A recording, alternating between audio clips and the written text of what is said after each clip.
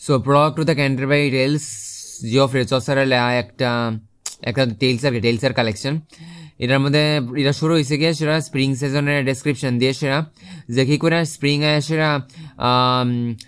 আয় মার্চের যে ড্রাইনেসটা এটারে খতম করে দিছে, এটারে শেষ করে দিছে, আর প্ল্যান্টস ট্রিজরারে রিবার্থ হইতে সাহায্য করছে। আর এরপরে দিক দিয়ে সেটা এই স্প্রিং সিজনটা ইন্সপায়ার করছিল পোয়েটরে আর 29টে পিলগ্রিম রে, তারা যাতে গিয়ে সেটা একটা তীর্থযাত্রাতে যায় আর কি। তীর্থযাত্রা কার উদ্দেশ্যে? সেন্ট থমাস বেকেটের উদ্দেশ্যে। নোট করে রাখো, কাজে লাগবো পরীক্ষা লেখা।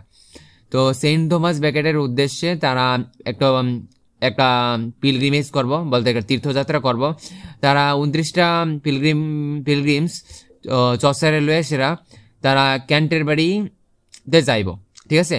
এখানে যাওয়ানোর উদ্দেশ্যে তারা প্রথমে গ্যাদার হয়েছে একখানো, এটা নাম আসলো গিয়া ট্যাবারডিন সাউথ ওয়ার্কে, ইংল্যান্ডে গিয়ে দাঁড়াইছে।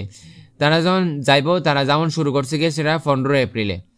তো ইনকিপার যে একটা আসলো, ইনকিপারের নাম হল গিয়ে হ্যারি বেইলি। সে সাজেস্ট করছে একটা আইডিয়া যে পিলগ্রিমসটি যে আছে সবটি যাওনের সময় 2টা আর আউনের সময় 2টা টেল কইব। যার টেল মানে হল গল্প কইব আর কি।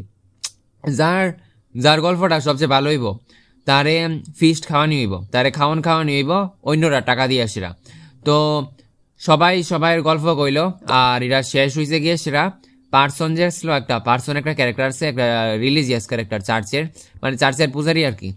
সে একটা সারমন দিছিল, একটা ভাষণ দিছিল পাপ আর পুণ্যের ব্যাপারে, সিন আর রিপেন্টেন্সের ব্যাপারে। এইটা দিয়ে সেরা এই শেষ হয়েছে এই টেলসটা।